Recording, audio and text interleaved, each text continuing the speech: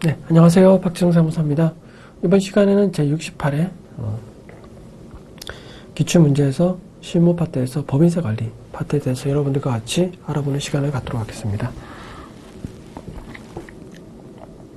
회사 코드는 5168이고요. 5168.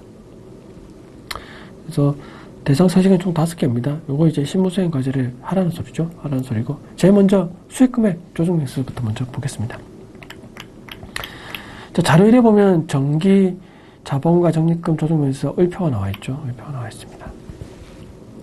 자, 이게 나와 있으니까 뭡니까? 단기에 반대의 세무 조정이 있을 거라고 여러분들이 이제 생각을 하셔야 되겠죠. 없으면 이거 자료 안 나타나겠죠. 네, 나타나는데, 그 뒤에 참고 자료를 한번 보겠습니다. 참고 자료에 보면 결산서 수익 금액은 손익계산서 매출 계정으로 이제 조회한다. 조회를 하시고요. 위 자료는 정기 시용 판매 관련 자료이고요.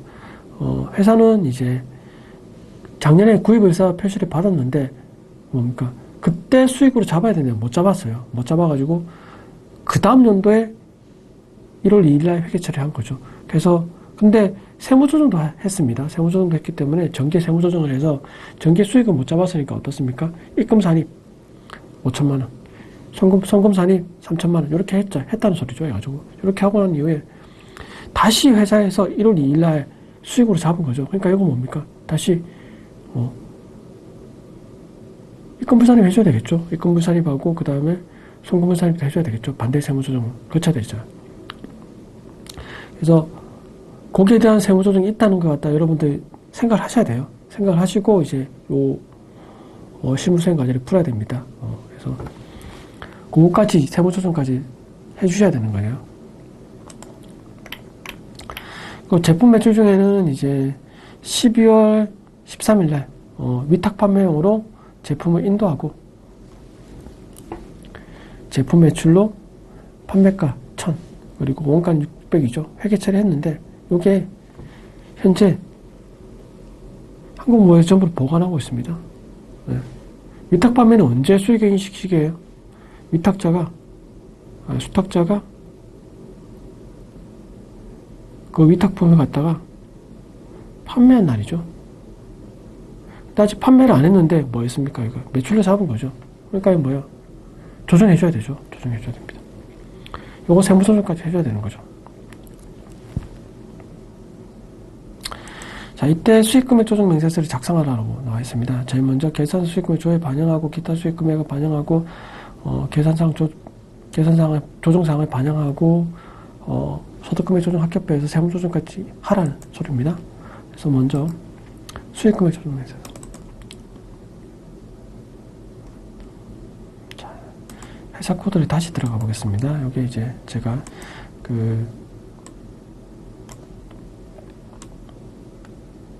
우리 백데이터에 제가 정답 파일까지 같이 이제 올릴 건데 그 파일을 제가 열었습니다. 열었고 이제 실제 이제 우리 하려는 파일 열겠습니다.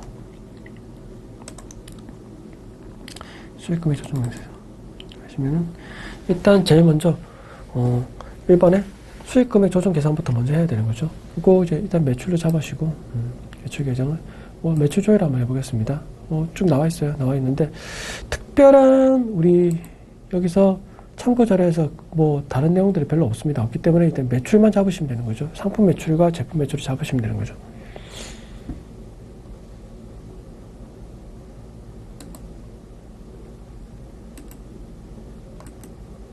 상품 매출 잡으시고 또 매출로 잡았던 게 매출 잡았던 게 제품 매출 잡으시고 또 여기는 또 특이하게 또 임대료 수입도 있네요. 임대료 400번대 임대료 수입 매출로 잡혀 있는 거죠. 이것도 잡으시고 그래서 총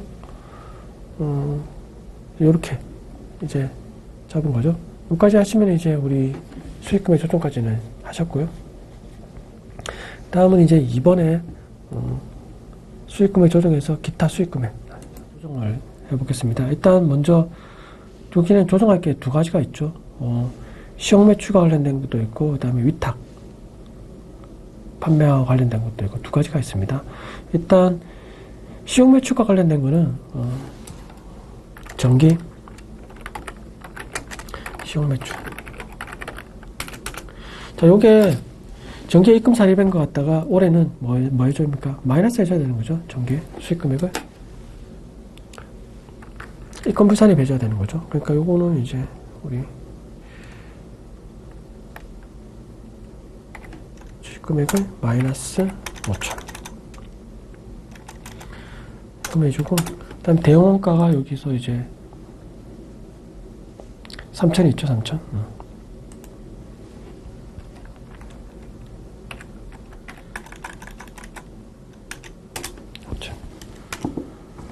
이게 전기분의 매출이니까 단기에 수익금액에서 빼줘야 되는 거고, 원가에서도 빼줘야 되는 거고, 둘 다 빼줘야 되는 거죠. 그리고 나서, 한 가지 더 위탁 판매가 있죠, 위탁 판매. 그거 뭡니까? 요것도 마이너스죠. 요게 이제 회사는 수익으로 매출이랑 매출원가를 다 계산했습니다. 근데 요거 언제예요? 보관하고 있으니까 단기에 매출이 아닌 거죠. 아닌 거니까 그것도 빼줘야 되는 거죠. 위탁 매출.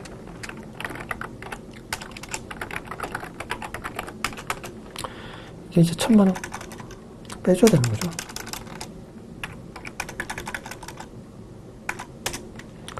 마이너스 600. 이렇게 돼야 되는 거죠.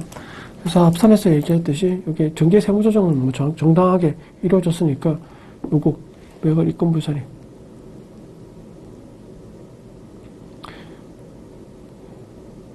전기 시용 매출.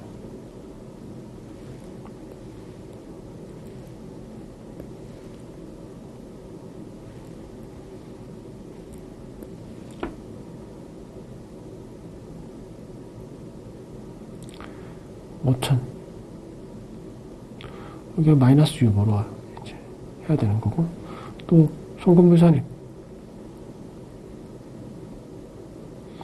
전기 시용 매출원가. 이게 3천이죠.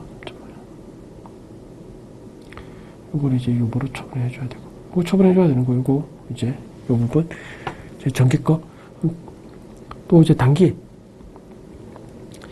매출로 계산했으니까 이건 뭡니까? 다시 또 이것도 입금 불산입 해줘야 되는 거죠.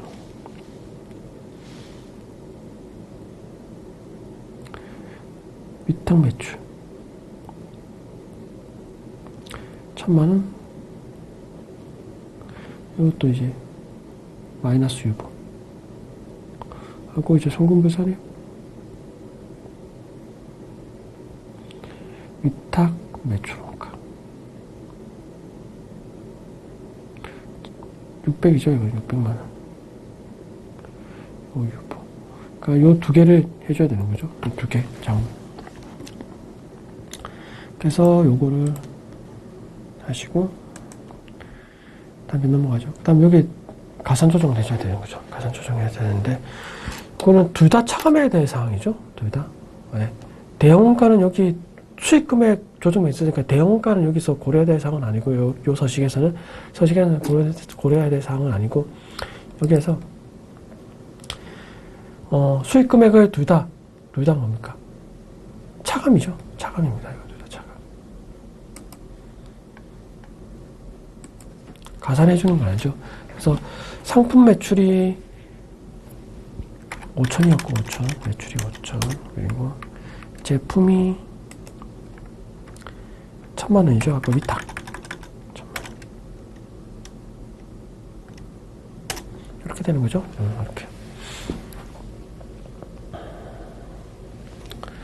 이렇게 하고, 그 다음에는 이제 끝났죠. 끝났고, 그 다음에 이제 우리 학교 등록에서 해야 되는데, 앞선에서 얘기한 이제 전기 상품 매출이 시용이죠. 시용 매출이 이제 이거는 입금 불산입부터 먼저 하겠습니다. 이렇게 놔두고, 전기 상품 매출, 이거 뭡니까? 시용 판매죠. 시용 이게 5천이었죠. 5천. 이건 뭐예요? 이거 유보 감소죠. 유보 감소. 유보 감소를 처리하셔야 되고, 그 다음에 여기에 대응되는 원가인 전기, 상품, 매출원가, 또 시용 매출이죠. 이게 3천이었죠. 아까 3천. 이것도 유보 감소죠. 전기에 발생된 게 단기에 이제 감소시키는 거니까 유보 감소로 들어가고. 그 다음에 단기 위탁만 매수. 위탁 매출. 1,000만 원이죠. 1,000만 원. 얘는 뭐예요? 얘는 단기에 새로 발생한 거죠. 그러니까 발생이 되는 거죠. 이건 발생. 이것도 위탁 매출원가. 600. 이거죠? 이거 뭡니까? 이것도 유보 발생이죠. 유보 발생. 그래서 총 4건 요렇게 여기 저장 누르시면 이제 소득금액 합계 조정표까지 끝났습니다. 끝났고요. 그리고 우리 실무수행 과제를 평가를 한번 보시면은 수익금액 조정 명세에서 6번 조정 후 수익금액 합계가 얼마인가? 요 금액이죠. 1261에 1261에 010. 그래서 1261에 1261에 010. 그렇죠? 그 다음에 문제가 관련된 세무조정에서 송금불산입 유보 감소로 처분될 거. 유보 감소로 처분. 송금불산입에서 유보 감소로 처분될 게 3천이죠. 3천. 송금불산입에서 유보 감소 3천. 그 다음에 이거 관련된 세무조정 내역 중에서 송금불산 유보 발생으로 처분될 거. 송금불산 유보 발생으로 처분돼야 될 게 600이죠. 600. 600. 이렇게 저장하시면 우리 수익금액 조정 명세서는 끝났습니다. 다음은 외화자산 등 평가 차손익 조정입니다. 가벌입니다. 가벌이고 자료를 보시면 이제 외화 외상 매출금 27,000달러 자료가 쭉 나와 있고요. 그 다음에 부채 외화 장기 차입금 20,000달러고요. 그래서 단기만 현재 매매 기준율과 이렇게 표시가 되어 있습니다. 부채 외화선수금 10,000달러고요. 이것도 자료들이 나와 있어요. 있는데 회사는 외화자산과 부채를 기말 매매 기준으로 평가하는 것으로 관할 세무서에 신고했습니다. 그래서 신고했고 계산시에 임의로 환율을 평가해서 화폐성 외화자산 부채를 평가했습니다. 이에 따라서 외화 평가 차손익을 인식했습니다. 인식했고요. 외화자산 등 평가 차손익에 대해서 작성하십시오 했습니다. 요 앞에 자료를 갖다가 요 자료 외화자산 등 평가 차손익 조정 가벌에 반영하고 세무조정 소득금액 조정 합계표에서 세무조정까지 하라는 거죠. 요거 한번 같이 한번 풀어보겠습니다. 외화자산 등 평가 조정. 일단 먼저 여기서 외화선수금은 요거는 비화폐성입니다. 그러니까 우리 외화자산에 대해서 평가차손익을 인식하는 것은 이제 화폐성 자산 부채에 대해서만 인식합니다.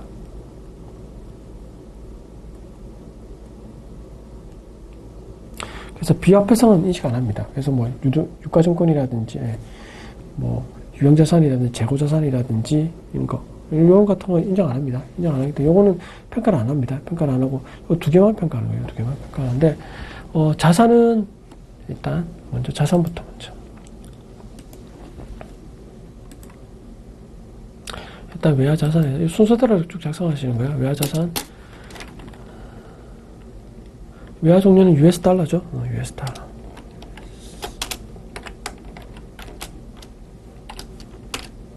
외화 금액이 27,000달러고요. 자, 여기서 주의하셔야 돼요. 장부가액은 적용환율은 뭐로 적용합니까? 회사가 단기 말에 외화 자산 부채를 평가했을 때 그 적용환율을 적용하는 거예요? 아니면은 발생시 적용환율을 하는 겁니까?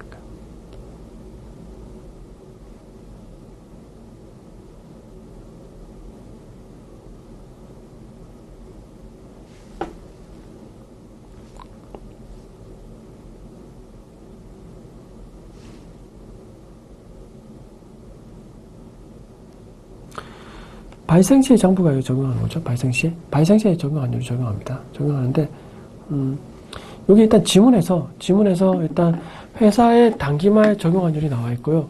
그리고 단기말 매매 기준이 나와 있습니다. 근데 장부 계산할 때 회사가 단기 말에 평가하는 거는 무시하시고요. 이거는 이제 발생했을 때 평가 전에 이제 그 해당 금액을 인식하는 거예요. 인식하고 그거랑 세법상 우리 평가 금액을 비교해가지고 일단 세법상 이제 평가 이익인지 손실인지를 갖다가 이제 구하는 겁니다. 구하는 건데 여기 환율이 안 나타나 있죠. 그럼 환율이 구해야 되죠. 발생시 장부각이 있으니까 3024 여기죠. 그럼 여기서 나누기 27,000원 하면은 이게 외화자산은 환율이 이제 1달러당 1120원이 돼요. 그래서 1120원. 1120원. 그러면 자동적으로 계산되죠. 그리고 평가 금액 어떻게 합니까? 이제 매매 기준으로 신고했으니까 매매 기준에 따라서 평가하는 거죠. 재정 환율이나 매매 기준이나 평가하는데 이게 1180원이에요. 1180원. 1180원. 그러면 평가 차선액이 이만큼 발생하는 거죠. 그 다음에 외화부채. 외화부채도 US 달러죠.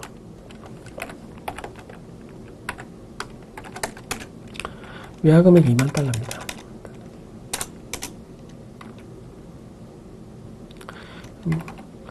요거를 입력하셔도 되고 이렇게 해가지고 근데 여기에서 이제 적용 환율을 입력하시면은 요 금액에다가 곱하기 적용 환율을 곱해서 계산되는 거죠. 근데 만약에 여기서 22,400원을 나누기 2만 달러니까 그 환율이 이것도 1120원이네요.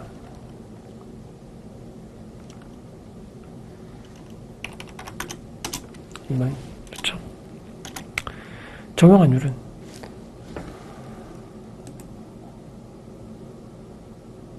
1180원이죠. 1180원.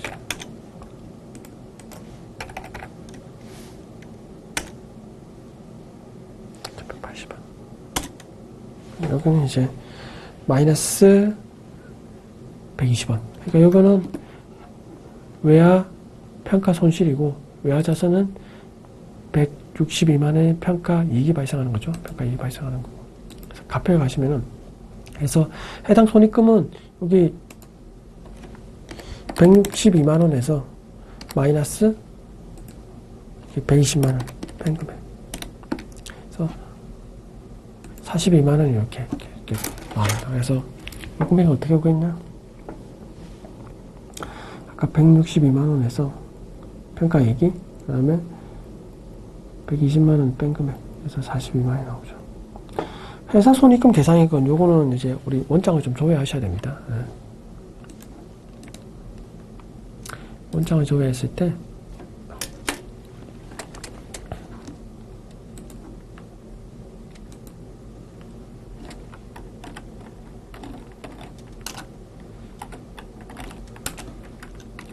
자, 외화 환산 이익은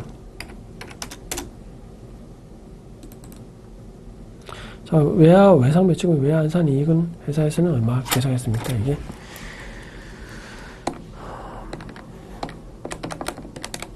자, 120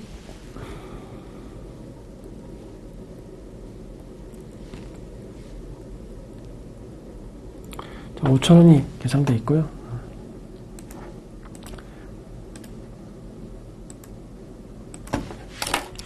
다음 외화 환산 손실은 90만원이에요. 90만원.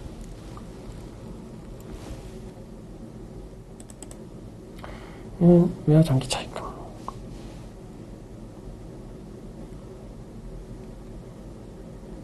에 대해서 외화 환산 손실이 90만원. 자, 그러면 이제 정리를 하면 이렇습니다.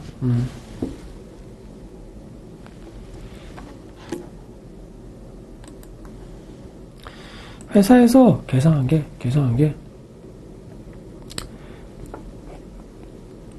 외화 환산 이익. 이건 뭐예요? 아까 외화 외상 매출금이었죠.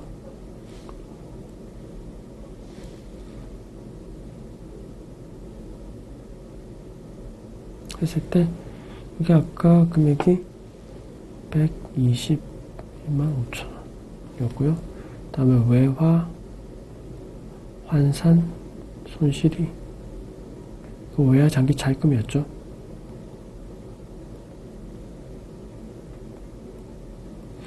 이게 금액이 아까 90만 원이었습니다. 그러니까 여기서 그 빼면은 자, 회사에서 계산한 거는 총 31만 5천 원이에요. 손익금액. 그래서 요 금액을 31만 5천 원을 여기다가 입력해 주죠. 요거는 이제 총액으로 같이 합한 겁니다. 합한 건데 이제 이거를 각 항목별로 세무조정 하라고 했죠. 그러니까 좀 나눠줘야 돼요. 이거를 나중에 나눠줘야 됩니다. 그래서 합계 등록을 하시면은 하실 때 일단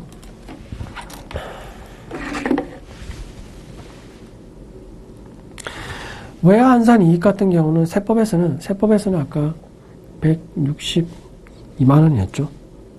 평가이익이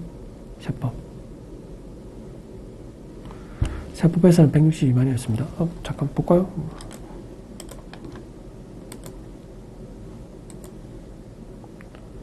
외화 자산 162만 원이었죠. 162만 원.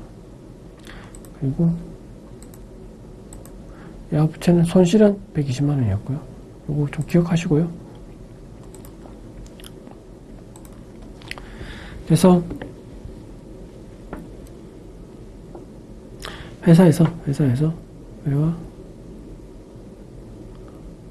환산 이익은 자, 세법은 162만 원이었고 자, 회사는 얼마였어요? 아까 회사는 121만 5천 원이었죠. 5천 원이었고 그렇죠? 그러니까 그 차이만큼은 뭐다? 입금 산입해야 되겠죠. 그래서 입금 산입해야 될 금액이 여기서 빼니까 금액이 40만 5천 원이 되네요. 40만 5천 원. 그 다음에 외화 환산 손실은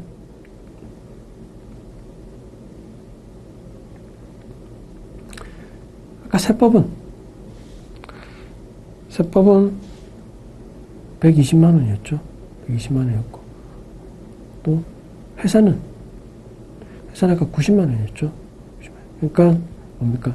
세법상 기준을 맞추려고 하면 어떻습니까? 30만 원을 뭐 해줍니까? 송금 산입해줘야 되는 거죠.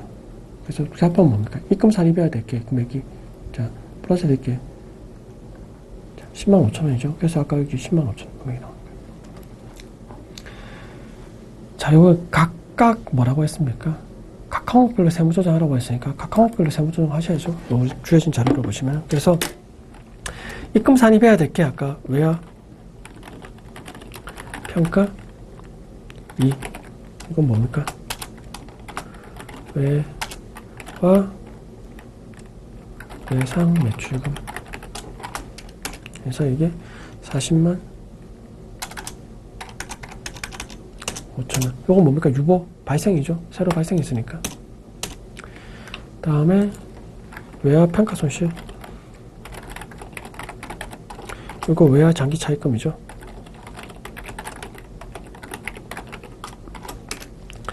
이게 이제 30만 원이죠. 이것도 유보 발생이죠. 새로 발생한 거예요. 이거는 새로 발생.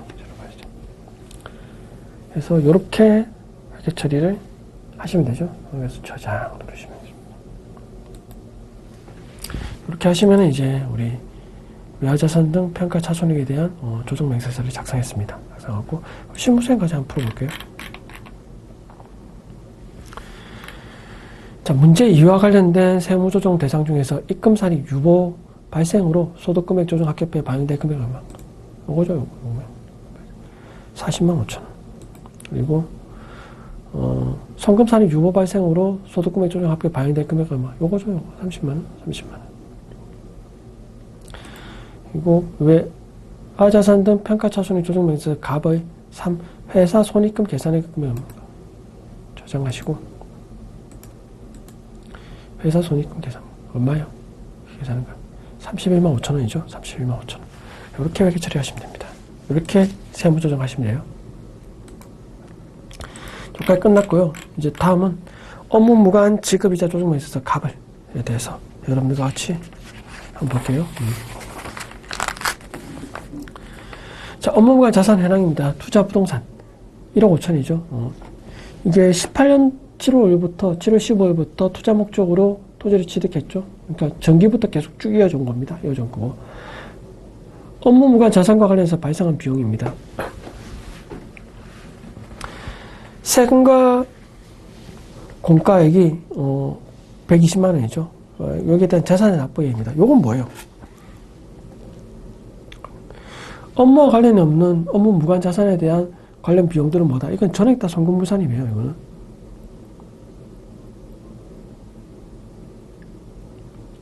송금부산이에요.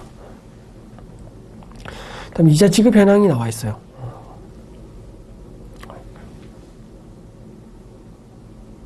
있죠? 그래서 세무조정 참고 자료입니다. 자료 1은 당해연도 재무상태표에 반영되어 있다. 이런 2와 3은 당해연도 손익계산서에 반영되어 있다. 손익계산서. 가지의금과 가수금은 가지의금 인정이자 조정 가벌의 데이터를 이용하기로 한다. 그리고 제시된 자료 외에는 업무무관 자산은 없다. 이렇게 되어 있습니다. 여기서 업무무관 자산 가벌에 대해 작성하시고 의뢰 작성하고 값 작성하고 소득금액 조정 학급에서 건별로 세무조정하라고 되어 있죠. 일단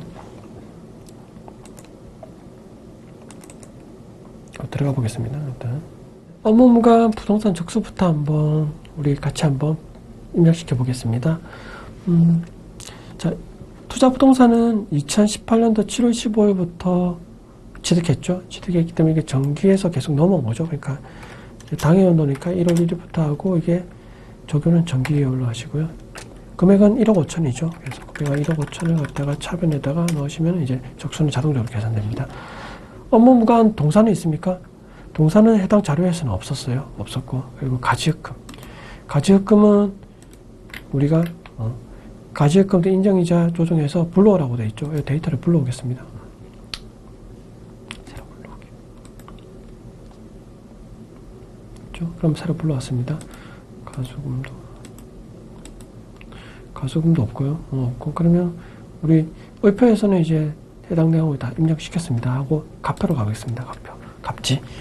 자, 갑지에서 이제 이자율 자료를 입력해야 되는데 이자율이 이제 10%, 7%, 6%가 있었죠. 10%짜리를 먼저 입력하시면 이 10%짜리는 뭐예요? 채권자 불분명 사채, 채권자를 알 수 없는 이자라고 되어 있네요. 그러니까 여기서 채권자 사채 이자가 350. 그럼 요건 뭐예요? 이거 직부인 되는 거예요. 먼저 요거부터 빼고 이제 계산이 되는 거죠.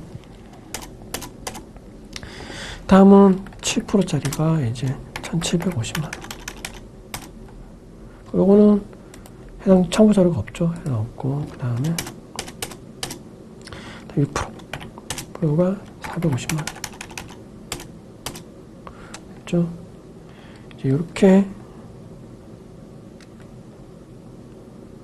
하시면 이제 지급이자 차입금 족수까지 계산이 끝났습니다. 이렇게 하시면 이제 우리 앞선에 나와 있는 업무무관 관련된 지급이자 송금 불산입액은 이제 1200, 12, 258에 596이 되는 거죠. 5이 되는데 여기서 요거 하나 잠깐만 넘어가죠. 채권자 불분명 사채 이자. 자, 채권자 불분명 사채 이자에 대해서는 소득 처분이 어떻게 되냐면 우리 뭐 여러 번 했었죠. 그런데 일단 기본적으로는 대표자 상여를 처분해요. 근데 이 중에서 원천징수 상당액은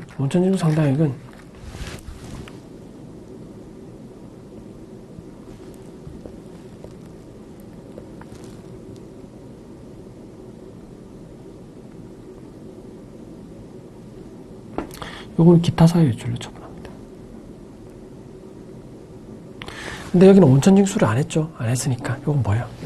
전부 다 대표자 상여를 처분해야 되는 거죠. 요거 나중에 직부인해야 되는데 직부인을 갖다가 요거 기억하셔야 돼요. 여기 직부인 하셔야 되고.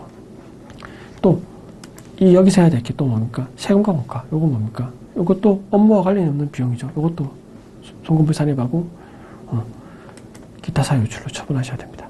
학계 등록 가보겠습니다. 자, 우리 학계 등록 사항에서 한번 같이 한번 입력해 보겠습니다. 먼저 세금과 원가, 우리 업무와 관련 없는 부동산에 대한 어떤 재산세 납부액이죠. 요거 이제 먼저 업무와 관련 무관한 비용은 송금부살이 맞죠. 요거부터 먼저 하겠습니다. 세금과 원가.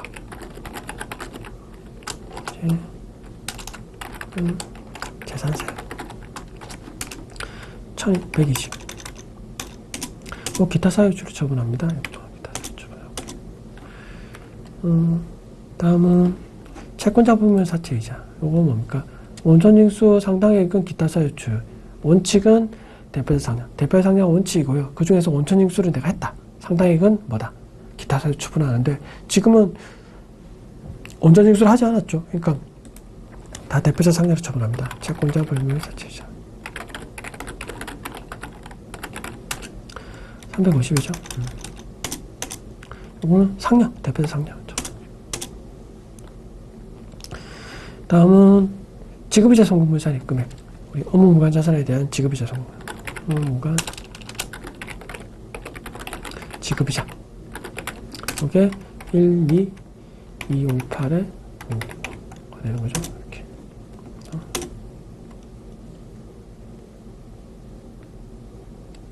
하시면 기타 사유주 처분하시고. 이렇게 하시면 요 세 건에 대해서 하신 거죠.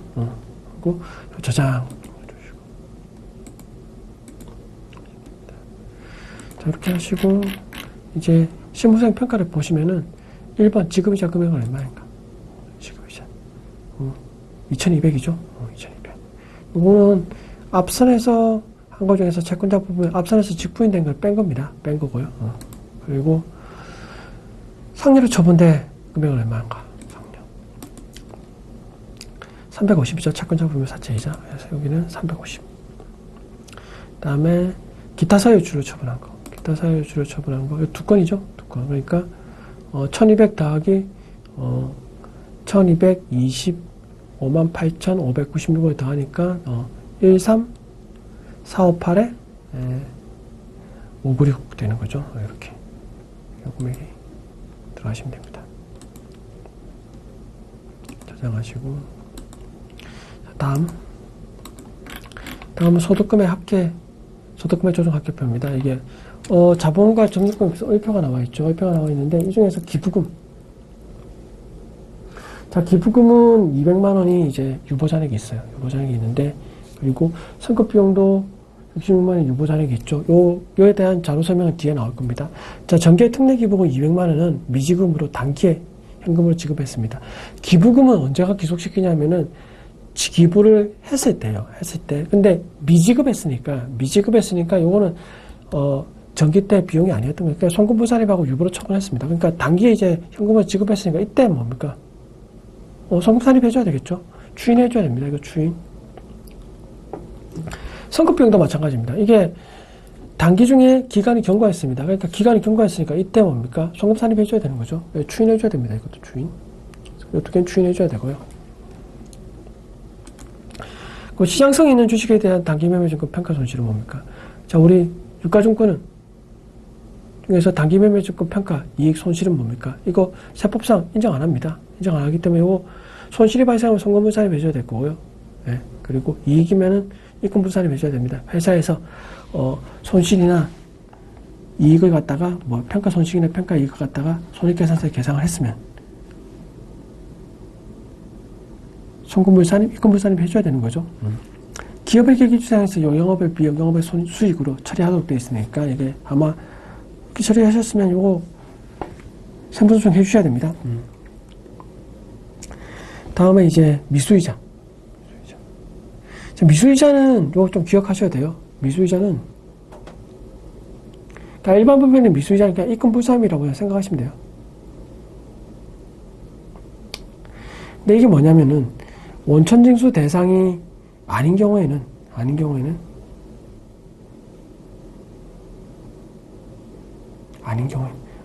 이권분산입이에요. 아닌 경우에. 근데 일반 법인 같은 경우 대부분 다 거의 다가 원천징수 대상이에요. 그러니까 아닌 경우는 없습니다. 거의. 없기 때문에 이권분산입이에요. 근데 여기 또 원천징수 대상이라고 했죠. 그러니까 뭡니까? 입금 불산입 하는 거예요, 이거. 수익으로 계상하셨으면 입금 불산입 합니다. 입금 항목이 아니에요, 원천유도 대상인 거는. 자기 주식 처분 손실. 자기 주식 처분이니까 처분 손실은 세법상 입금과 송금으로 계상하도록 되어 있어요. 근데 기업의 계상은 어떻습니까? 처분이익은 자본잉여금, 그리고 처분 손실은 자본 조정으로 처리하도록 되어 있죠. 그러니까 수익으로, 수익 또는 비용으로 안 잡은 경우예요. 그럼 뭡니까? 세무 조정을 해주셔야 되는 거죠. 해주셔야 됩니다. 그 내용은 우리 소득금액 조정 학급에 입력하면서 다시 한번 살펴보겠습니다. 자, 먼저 기부금. 기부금은 제가 아까 뭐라고 했습니까? 손익기속시기가 기부했을 때라고 했죠. 근데 미지급한 거에 대해서 아직 세법상은 비용을 계상해서 이건 어떤 미지급한 거에 대해서 어떻게 해줬습니까? 송금불산이 유보로 처분해줬죠. 근데 이게 단기에 지급했어요. 그럼 뭡니까? 이거 송금 추인해줘야 되겠죠. 그래서 이거를 정기기부금 금액이 얼마였습니까? 200이었죠. 200. 그러니까 이거는 유보 발생이에요, 유보 감소. 유보 감소죠. 왜냐면 정기에 있던 유보 잔액을 갖다가 단기에 감소시켜준 거죠. 그러니까 유보 감소입니다. 이거는 또 선거 비용도 마찬가지입니다. 단기에 해당 기간을 경과했죠. 그러니까 이것도 송금 추인을 해주셔야 되는 거죠. 정기 선거 비용 66만 원이죠. 자, 이것도 유보 감소를 처리합니다. 그렇죠. 시장성 있는 주식에 대한 단기 변전 평가 손실 100만 원. 단기 매매 증권 평가 손익은 기업의 기준상에는 영업의 수익, 영업의 비용을 처리를 하는데 세법에서는 이걸 인정 안 한다. 안 하니까 손실로 계상했으니까 뭐 해줘야 된다? 송금 불산입 해줘야 된다. 그래서 여기 송금 불산입. 단기 매매 증권 처분 손실 100만 원. 유보죠? 유보, 이건 유보 발생이죠. 단기 새로 발생했으니까 유보 발생. 다음에 미수이자. 미수이자는 입금 불산입이죠. 원천유도 대상인 거는 미수이자.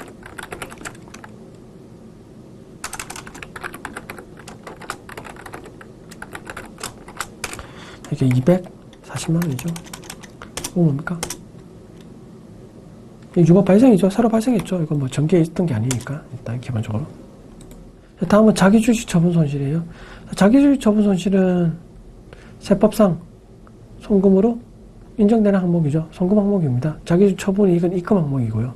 입금 항목이고. 근데 기업의 기준상에서 어떻습니까? 자기주식 처분이익은 자본잉여금을 처리하고 자기주식 처분 손실은 자본 조정으로 처리하는 거죠. 그러니까 기업에게와 세법이 틀립니다. 틀린데 이 회사의 기업의 기준에 따라서 자본 조정을 처리했으니까 송금 산입을 해줘야 되겠죠. 해줘야 되고 뭡니까? 손실에 대한 금액은 얼마입니까? 이게 1520에서 1300 빼니까 220이죠. 그래서 이거 송금 산입해줘야 됩니다.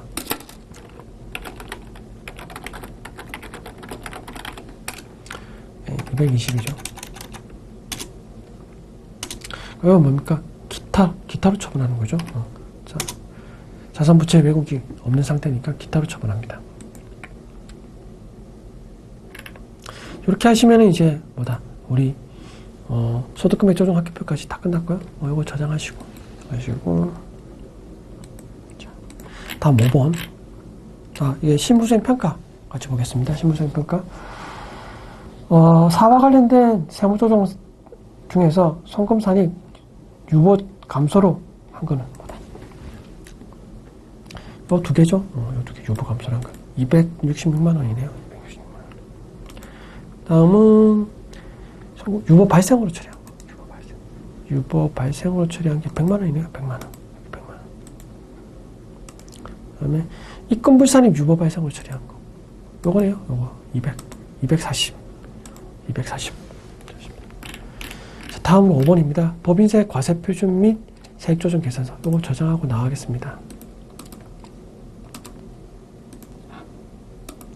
자, 참고 자료를 보시면은 이제 소득금액 조정 금액은 기입력된 데이터 및 추가 세무조정사항을 반영해서 이용한다 되어 있고요.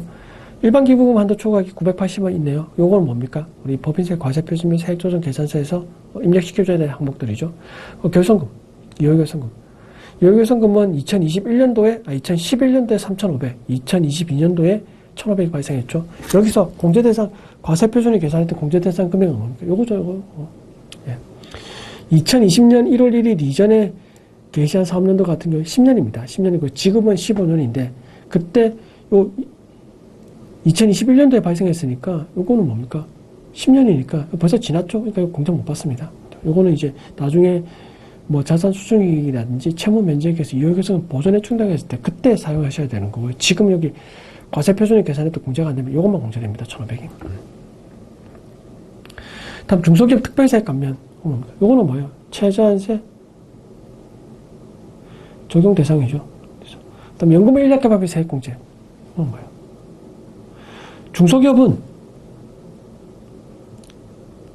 중소기업의 연금 인력개발비 세액공제는 최저한세 적용 배제 대상입니다. 배제. 이거 기억하셔야 되는 거죠. 일반 법인은 최저한세 적용 대상이에요. 근데 중소기업은 최저한세 적용 배제 대상입니다. 배제 대상. 그래서 법인 계산 시에 법인세 개정으로 선납세금 개정은 중간연합과 원천납부세액이다. 요거 같이 한번 보겠습니다. 법인세 과세표준 및 세액 조정 2에 있죠. 여기서 들어가셔가지고 요거 새로 불러오기를 하시면 우리 해당 내역들이 불러와집니다. 이렇게 불러와지죠. 그래서 이렇게 불러와진 게 이제 이렇게 불러와지고요. 기부금 한도 초과 여기 입력시켜줘야 되겠죠. 기부금 한도 초과 여기 아까 일반 980이죠. 980. 요 기부금과 관련된 손급사니까 우리 한도 초과액은 법인세 과세표준 및 세액 조정 계산서에서 합니다. 980. 자, 그리고 이월결상금 아까 1,500이었죠. 1,500 입력시켜줍니다. 공제 가능한 거. 나머지는 이제 대상이 되는 게 없죠. 쭉 갔다가 그 다음에 쭉 가죠. 그 다음에 우리 최저한세 적용 대상 감면세가 어떤 겁니까? 이거 중소기업 특별세 감면은 뭡니까? 최저한세 적용 대상이죠. 그러니까 여기다가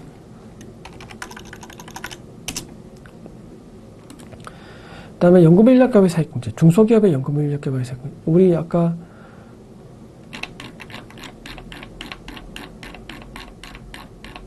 자료에서 일신산업은 중소기업이죠. 그러니까 이거는 뭐다.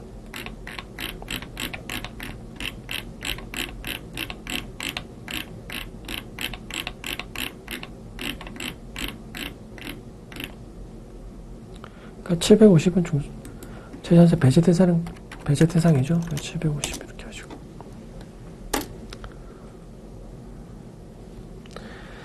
다음에 이제 가산세 내용이 있죠. 영수증 수취 행사에 참조해서 가산세를 반영하라고 했죠. 영수증 수취 행사에서. 영수증 수취 행사에서는 여기 회계에 있습니다. 회계에 영수증 수취 행사에서 하시면 여기 1에 여기 명세서 제출 대상 여기 300 있잖아요. 요게 가산세 대상이에요. 가산세 대상. 그래서 여기에 2%가 지출증빙 미수치 가산세니까 2%니까 6만원이죠. 그래서 300에 곱하기 2% 6만원. 그래서 6만원을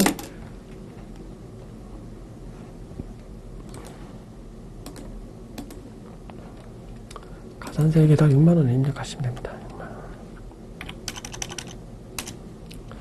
그 다음에 중간연합. 자, 중간에 원장을 줘야 하셔야죠.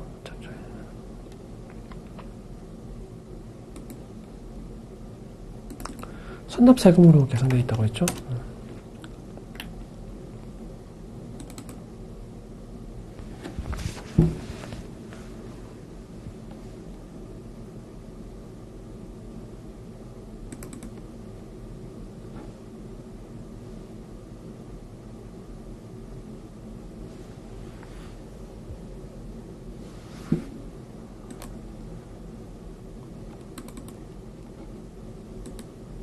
일단 900만원이 뭡니까?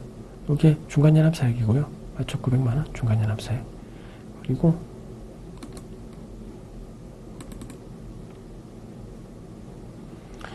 이자에 대한 원천 납부세액은 이게 28만원이죠. 28만원.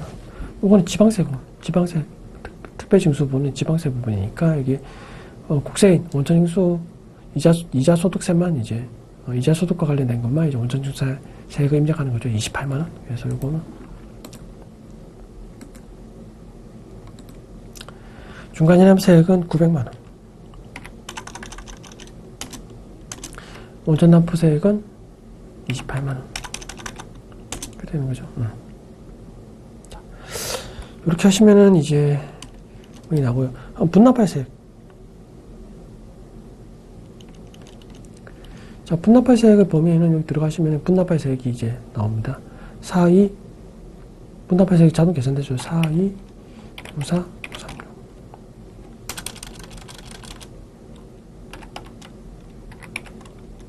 936을 입력하시면 되죠. 이거 입력하시면 이제 총 당해 과세기간에 납부해야 될 게 요만큼이고요. 분납발세액은 요만큼이고요. 당해 이제 과세기간에 납부해야 할 세액이 이제 6만원이죠. 6만원 가산세입니다. 가산세는 분납이 안 돼요. 그러니까 가산세는 당해 이제 과세기간 내에 내셔야 됩니다. 내셔야 되고. 이렇게 하시면 이제 우리 법인세 과세 표준 신고 조정 계산서가 끝났죠. 끝났고 저장하시고. 이거 실무수행 과제 한번 풀어보겠습니다. 2월 결성금 109에 07의 금액은 얼마인가? 07 금액 1,500이죠? 1,500. 그리고 130분의 26 소개는 얼마인가? 26 소개. 928000이죠. 분납발세액 48 금액은 얼마인가? 4294 936. 답은 2번. 자, 여기까지 하시면 이제 우리 총 68회 기출 문제까지 이제 끝났습니다. 자, 다음 시간에는 이제 우리 66회 기출 문제에 대해서 여러분들과 같이 풀어보도록 하겠습니다. 자, 이번 시간 여기까지 하겠습니다. 다음 시간에 뵙겠습니다. 감사합니다.